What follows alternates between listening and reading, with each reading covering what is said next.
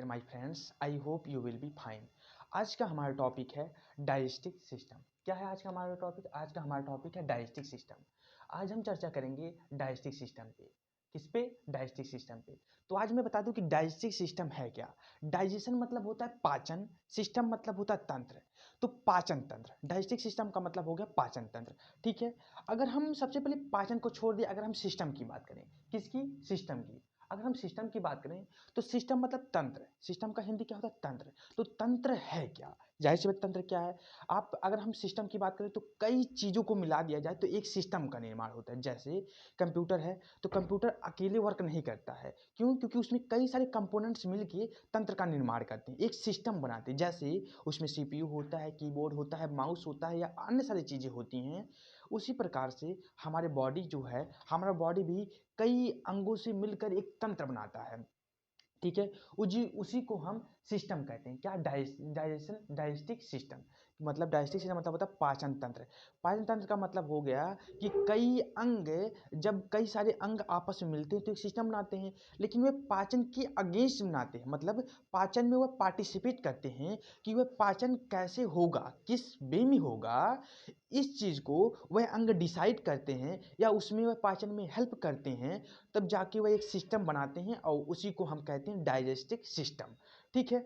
अब हम अपनी बॉडी की, हमारी जैसे बॉडी है, बॉडी की जो संरचना है उसके आधार पे हम देखें कि कौन सा चीज़ कहाँ पे है, कौन सा अंग कहाँ पार्टिसिपेट कर रहा है, कैसे पार्टिसिपेट कर रहा है, हम उसकी चर्चा करते हैं। जैसे आप ध्यान दीजिए यहाँ पे फिगर पे, मानता हूँ थोड़ी मतलब फिगर अच्छी नहीं है, बट मे बी आप समझने का प्रयास कीजिएगा। जो मैंने फिगर ड्रा किया है आप इससे बेटर बना सकते हैं, बट मैंने जो बनाया है आप लोग यहाँ पे समझिए कि मतलब क्या मैं कहना चाहता हूँ। आप मेरे कहने की, जो मैं कहना चाहता हूँ उस चीज़ को आप समझने का प्रयास करिएगा। ठीक है। कोई भी फिगर या कहीं पर भी पेपर या अन्य कहीं जगह आप अगर बनाएंगे तो सबसे पहले फिगर विशेष महत्व रहता है फिगर का। ठीक है। तो आप फिगर को एक, यहाँ पे मान लीजिए मैं इतना छोटा बनाया हूँ, आप काफ़ी बड़े में बनाइएगा और आप इससे अच्छा भी फिगर आप बना सकते हैं। दरअसल मेरी थोड़ी मतलब फिगर या हैंड राइटिंग कह दे गंदी है, तो मतलब मे भी आप मैनेज करिए कि मतलब कैसे क्या सारे प्रोसेस हैं, मैं आपको यहाँ पे बताता हूँ। ठीक है। तो सबसे पहले हम देखते हैं कि माउथ। ठीक है। सबसे पहले हम माउथ की चर्चा करते हैं। जैसे मान लीजिए हमारा पूरा फिगर है। ठीक है। तो जैसे मान लीजिए हमारी बॉडी है।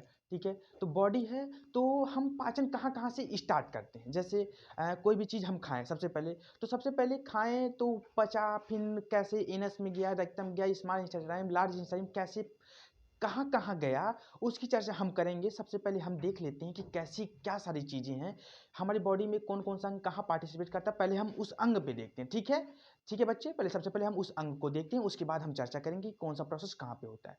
ठीक है। अब ध्यान दीजिए, जैसे ये माउथ है, क्या है? माउथ है। उसके बाद में ए ओसोफेगस है। क्या? Mouth oesophagus. बहुत से लोग जानते हैं, जैसे मतलब अगर हम डाइजेशन की चर्चा करें तो बहुत से लोग जानते हैं कि बस जो यहाँ पे है, मतलब इसी को हम ओसोफेगस या फूड पाइप के नाम से भी जानते हैं। ध्यान दीजिए बच्चा, कैसे? ओसोफेगस को हम फूड पाइप के नाम से भी जानते हैं।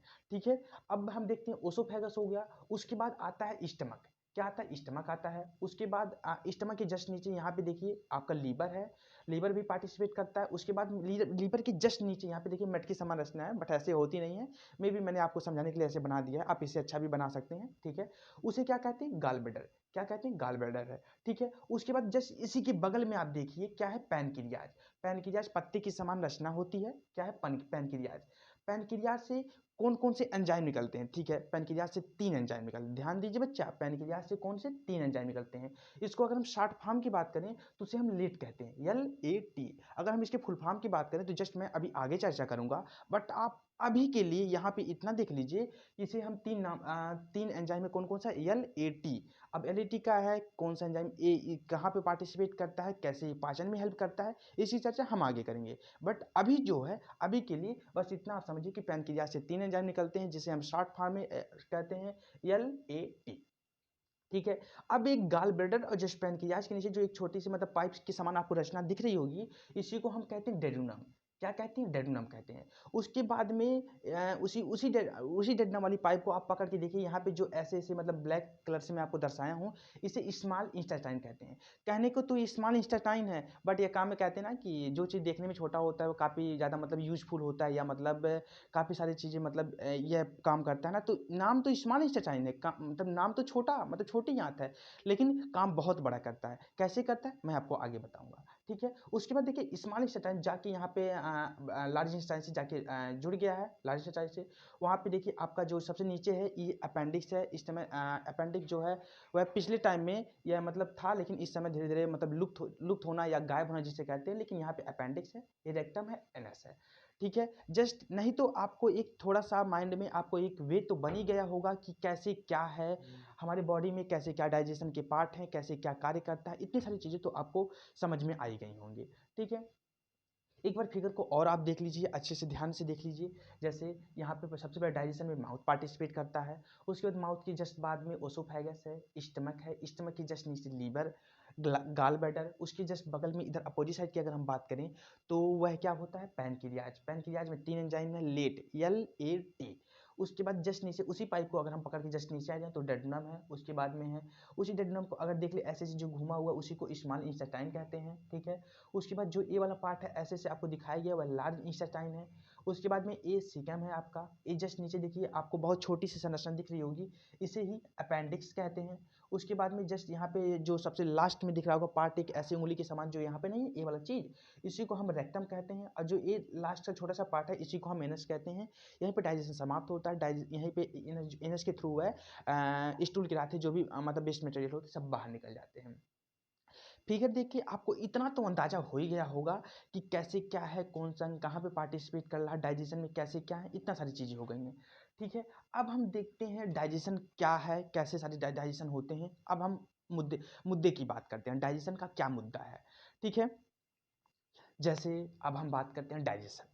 ठीक है। तो डाइजेशन का नाम दिमाग में आते ही कम से कम इतना तो थिंकिंग हो जानी चाहिए कि मतलब डाइजेशन क्यों होता है, डाइजेशन क्यों होता है। जैसे जाहिर सी बात है डाइजेशन से हमें मतलब जैसे कि कोई भी चीज़ हम खाते हैं तो उसका पाचन जरूरी है। अगर पाचन नहीं हुआ या मान लीजिए हम ना खाएं तो क्या होगा, हमें ऊर्जा नहीं मिलेगी। हमारा शरीर है, हमारे शरीर में कोशिकाएं हैं, आप सभी लोग जानते हैं हमारा शरीर कोशिकाओं से मिलकर बना होता है।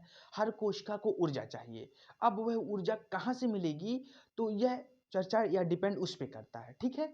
तो ऊर्जा कहाँ से मिलेगी, ऊर्जा भोजन के थ्रू मिलेगी। अब भोजन के थ्रू मिलेगी तो जाहिर सी बात है हमें एनर्जी चाहिए। एनर्जी कहाँ से मिलेगा, जब भोजन का पाचन होगा। ध्यान दीजिए, एक एक चीज, एक एक शब्द, एक एक कड़ी, एक एक चीज से मिलकर बनी हुई है, तो जाके मतलब डाइजेशन हमारे लिए कितना है। अगर आप ध्यान से नहीं सुनेंगे या ध्यान से इस टॉपिक को नहीं देखेंगे तो बहुत ही कॉम्प्लिकेटेड टॉपिक है। बस आप ध्यान से समझने का प्रयास कीजिए कि डाइजेशन है क्या। ठीक है। आई होप आपको फिगर के बारे में इतना हल्का फुल्का नॉलेज हो ही गया होगा।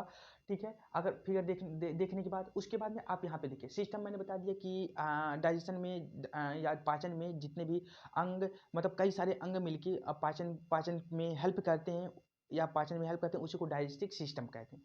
ठीक है। यहाँ पे फिजियोकेमिकल जो भी हम भोजन करते हैं वहाँ पे फिजियोकेमिकल प्रोसेस होता है। फिजियो मतलब फिजिकली, फिजिकली मतलब कैसे हो गया, जैसे भौतिक क्रिया। भौतिक मतलब क्या होता है, जैसे मान लीजिए हमारा चलना एक फिजिकल वर्क है।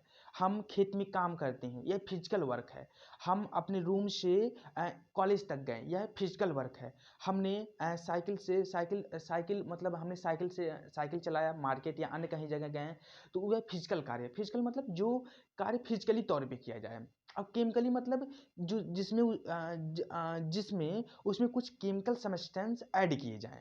तो बट यहाँ पे जो फिजियोकेमिकल है वह यहाँ पे कुछ अलग से केमिकल इस्तेमाल नहीं करते हैं, ना ही हम ऐड करते हैं। ध्यान दीजिए, जब हम डाइजेशन होता है हमारे बॉडी में जो भी भोजन है वह फिजियोकेमिकली प्रोसेस के द्वारा डाइजेशन होता है। सबसे पहले जैसे मान लीजिए हम छोटा सा आपको उदाहरण देते हैं, जैसे मान लीजिए हमने रोटी खाया। ठीक है। हमने रोटी खाया, अपने हाथ से उठाया, एक एक बाइट हमने लिया और हमने मुंह में डाला। जो दांत का काम है, दांत उसे पीसता है, पीस के छोटे छोटे टुकड़ों में कन्वर्ट करता है। उसको उस भोजन को छोटे छोटे टुकड़ों में कन्वर्ट करना कौन करता है, दांत। तो ये क्या होगा, फिजिकल हो गया। अब उस छोटे छोटे टुकड़ों में कौन उसमें लार का मिलना, एंजाइम मिलना, कौन सा एंजाइम मिलना, जो यह सारी एंजाइम की तरह क्रिया होगी उसी को केमिकली कहते हैं। तो यह दोनों वर्ड को अगर मिला दिया जाए तो डाइजेशन में कौन सा वर्क होता है, भोजन में फिजियोकेमिकली प्रोसेस होता है जिसके थ्रू भोजन पचता है। ठीक है। अब अगर डाइजेशन का मेन मुद्दा, डाइजेशन होता क्यों है अगर हम बात करें, या डाइजेशन का मेन मुद्दा अगर हम बात करें तो the main function of digestion, जो डाइजेशन का मुख्य कार्य होता है, the main function of digestion is to obtain energy of food. जो मतलब जो मेन फंक्शन होता है किसका, डाइजेशन का, वह ऑब्टेन करता है एनर्जी कहाँ से, फूड से। मतलब जो भोजन से ऊर्जा प्राप्त करना डाइजेशन का मुख्य कार्य है। ध्यान दीजिए, पाचन का मुख्य कार्य, पाचन का जो मुख्य कार्य है डाइजेशन, मतलब भोजन से ऊर्जा प्राप्त करना। The main function of digestion is obtain energy of food. ठीक है, अब देख लीजिए पाचन होता किस किस चीज़ का है। ठीक है, जाहिर सी बात है, इतना चीज़ मैंने बता दिया कि कैसे क्या है डाइजेशन की, मैंने मतलब पूरे फिगर के थ्रू बता दिया कि कौन कौन सा अंग इसमें पार्टिसिपेट करता है। अब डाइजेस्टिव सिस्टम जो है टॉपिक को भी मैंने क्लियर कर दिया, उसमें कौन से प्रोसेस के थ्रू भोजन का पाचन होता है इसमें ये भी मैंने बता दिया। अब मैंने बता दिया कि भोजन का पाचन का जो मुख्य कार्य है इस चीज़ के भी बारे में मैंने बता दिया। ठीक है, इतना चीज़ मैंने बता दिया। उसके बाद में अब पाचन होता है सिर्फ कार्बोहाइड्रेट, प्रोटीन, फैट। ध्यान दीजिए, जो पाचन होता है वह कार्बोहाइड्रेट, प्रोटीन और फैट, इन्हीं तीन चीज का सिर्फ पाचन होता है। किसका, कार्बोहाइड्रेट, प्रोटीन और फैट का। और जो वाटर, विटामिन एंड मिनरल्स है, इनका पाचन नहीं होता है, इनका बॉडी सीधे ही इसे एब्जॉर्ब कर लेती है। कार्बोहाइड्रेट, प्रोटीन, फैट का तो पाचन होता है, लेकिन विटामिन, मिनरल्स एंड क्या बोलते हैं उसे, वाटर, इन सब का पाचन है सीधे ही एब्जॉर्प्शन होता है। ठीक है, इतनी बातें आपको क्लियर हो गई। आई होप आपको इतनी सारी चीजें समझ में आ गई होंगी।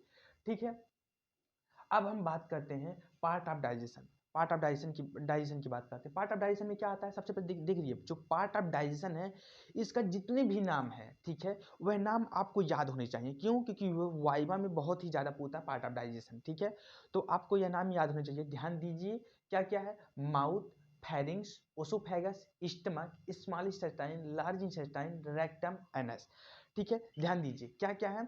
माउथ क्या है, माउथ है, pharynx, oesophagus, mouth, pharynx, oesophagus, stomach, small intestine, large intestine, rectum और एनस। ठीक है, mouth, pharynx, oesophagus, stomach, small intestine, large intestine, rectum, anus. ध्यान दीजिए, आप इस चीज को पार्ट ऑफ डाइजेशन, जो भी डाइजेशन में जो पार्टिसिपेट कर रहा है, कौन कौन से अंग पार्टिसिपेट कर रहा है, उसका नाम आपको याद होना चाहिए। ध्यान दीजिए, एक बार आप पार्ट ऑफ डाइजेशन को एक बार और देखते हैं, क्या क्या, माउथ, फेरिंग्स, ओसोफेगस, क्या, mouth, pharynx, oesophagus, stomach, small intestine, large intestine, rectum, anus. ठीक है, इतने सारी चीजें हैं।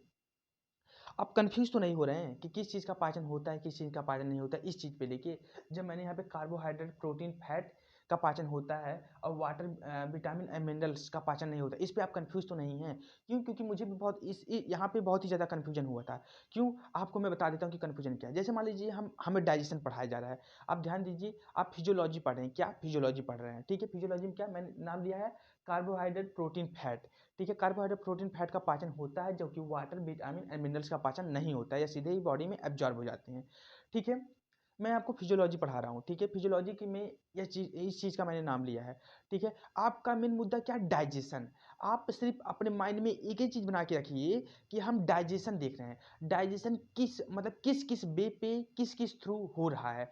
आप यहाँ पे कार्बोहाइड्रेट क्या है, विटामिन क्या है, फैट क्या है, मिनरल्स क्या है, वाटर क्या है, इस पे आप ध्यान मत लगाइए कि ये क्या है। अगर मैं यहीं पे आपको carbohydrate, protein, fat, vitamin, mineral या और सारी चीज़ों को अगर मैं यहाँ पे आपको बताने लगूंगा, तो ना ही आपको डाइजेशन समझ में आएगा, ना ही आपको कार्बोहाइड्रेट, प्रोटीन, फैट या ये सारी चीज़ें समझ में आएंगी। ठीक है, तो यहाँ पे आप इस टॉपिक में आप सिर्फ इतना ही समझिए कि मतलब डाइजेशन कैसे होता है, कार्बोहाइड्रेट का पाचन कहाँ होता है, प्रोटीन का पाचन कहाँ होता है, फैट का पाचन कहाँ पे होता है, या मैंने बताया वाटर, मिनरल और क्या बोलते हैं, विटामिन, इनका एब्जॉर्प्शन होता है सीधे बॉडी में। बस आप इतना ही ध्यान दीजिए यहाँ पे, बस आप इतना समझने का प्रयास करिए कि मतलब कौन सी चीज़ का पाचन कहाँ पे हो रहा है। अब वह चीज़ क्या है, इसके बारे में अगर आपको जानना होगा तो आप मुझे कमेंट में या कॉन्टैक्ट करके आप मुझसे संपर्क कर सकते हैं। अगर आप कहेंगे तो मैं उस पर अलग से एक वीडियो बना दूंगा।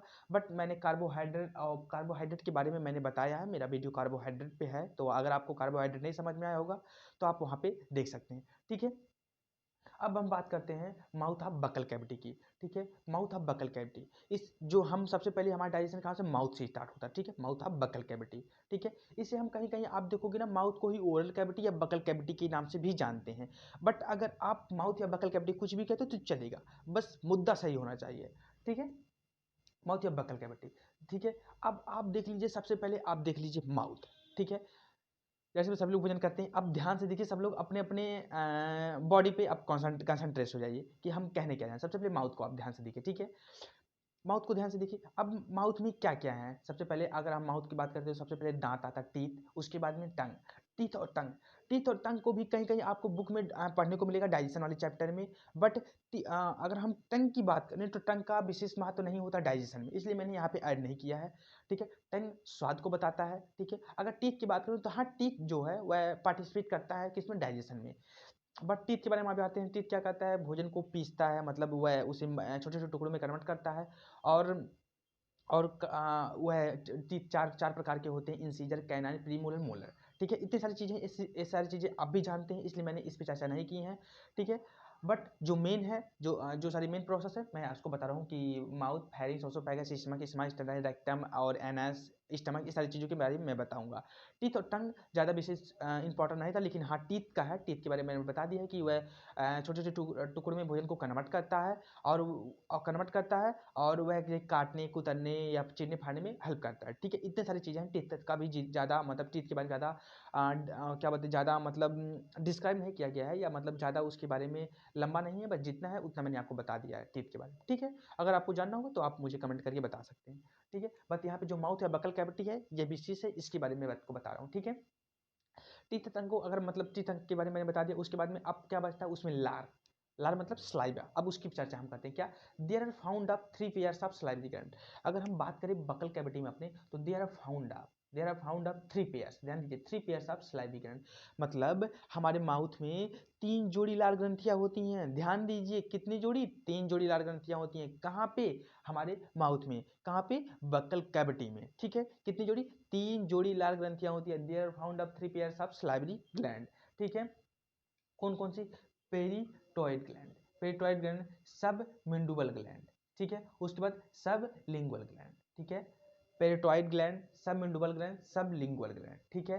पेरिटोइड ग्लैंड, सब मिंडुबल ग्लैंड, सब लिंगुअल ग्लैंड। ध्यान दीजिए, यह ग्लैंड के नाम आपको आने चाहिए, याद होने चाहिए, पूरा आप कंठस्थ कर लिए इस चीज को।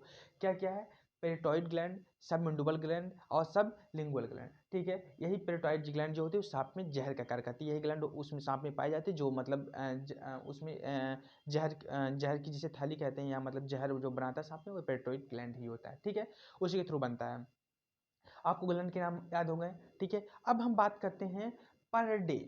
पर डे का मतलब हर दिन 1.5 लीटर, कितना, ध्यान दीजिए, ये आपको कंटेंट याद होना चाहिए, कितने litre, 1.5 litre saliva are secreted, मतलब हमारे माउथ से पर डे 1.5 लीटर सलाइवा सिक्रेट होता है।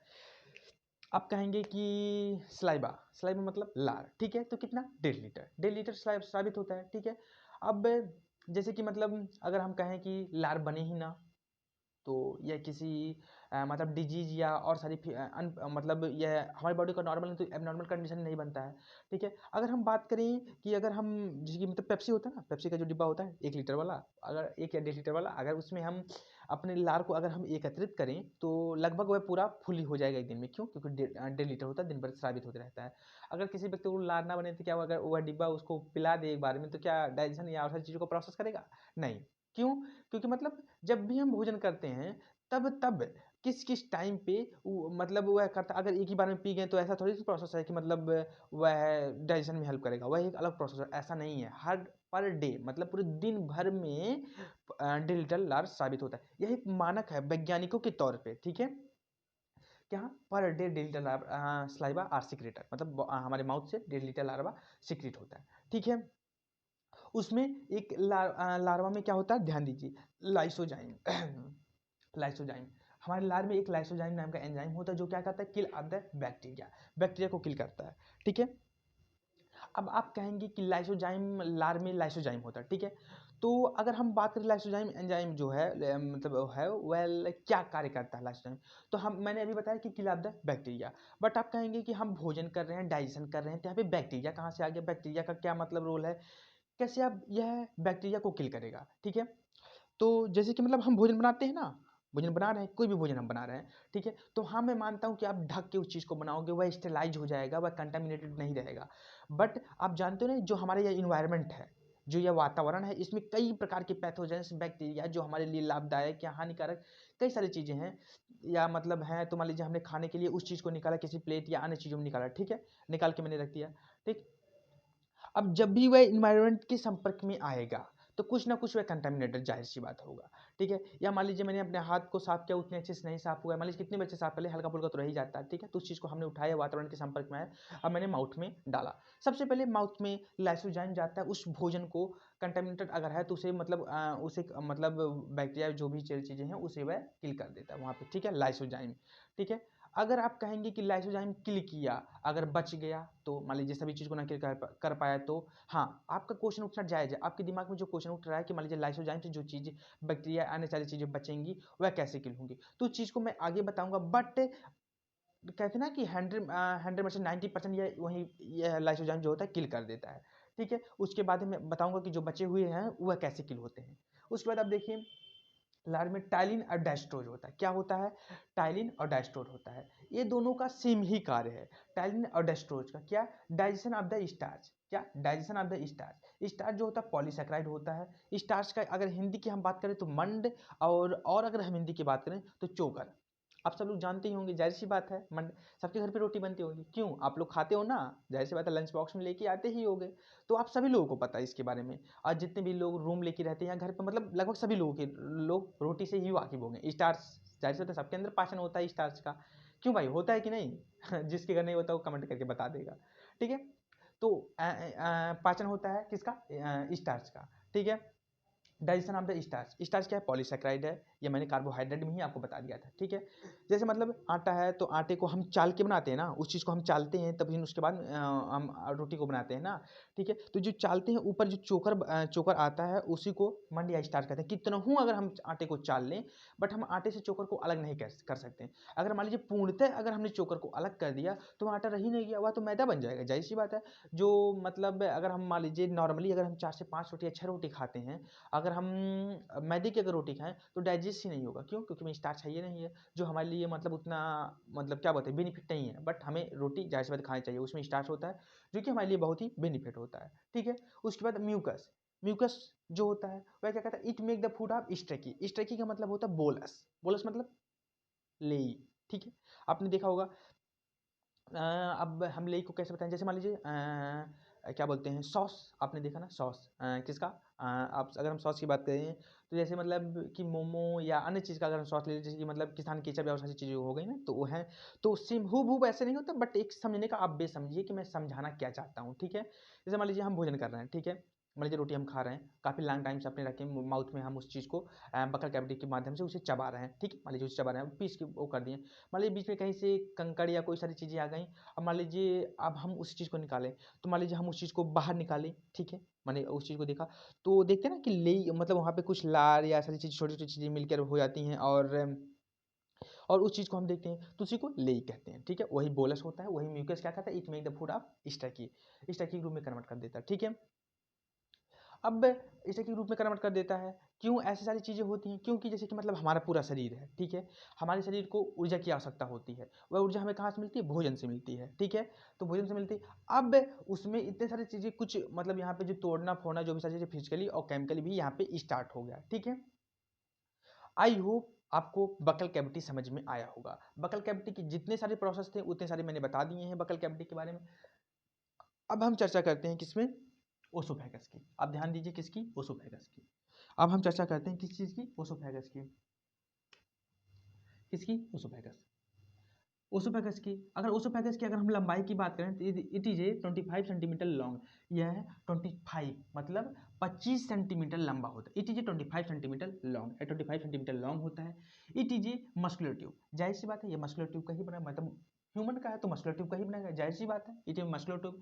Involuntary rhythmic muscular contraction. इसमें इनवॉल्यूंटरी रिदमिक मस्कुलर कॉन्ट्रैक्शन होता है। इनवॉल्यूंटरी रिदमिक मस्कुलर कॉन्ट्रैक्शन होता है, जाहिर सी बात है। 25 सेंटीमीटर ओसोफेगस लॉन्ग होता है और इसमें इनवॉल्यूंटरी मसल कंट्रोलर होते हैं या मस्कुलर ट्यूब का मिलकर बना होता है। कौन? ओसोफेगस। इतनी सारी चीज़ें मैंने आपको बता दी, ठीक है। अब देखिए इसमें इनवॉल्यूंटरी मस्कुलर कंट्रोक्शन होता है, मतलब कैसे मैं आपको समझाऊं। जैसे क्रमाकुंचन गति, आपने नाम सुना ना, क्रमाकुंचन गति। जैसे मान लीजिए ए हमारा है ओसोफेगस, सपोज दैट ओसोफेगस है, वहाँ पे कुछ ऐसी समय मान लीजिए मस्कुलर है, ठीक है, मसल्स की बनी हुई है, ठीक है, ये मसल्स की पाइप है। तो मान लीजिए हमने भोजन खाया, कोई भी भोजन खाया तो आया, तो यहाँ पे ऐसे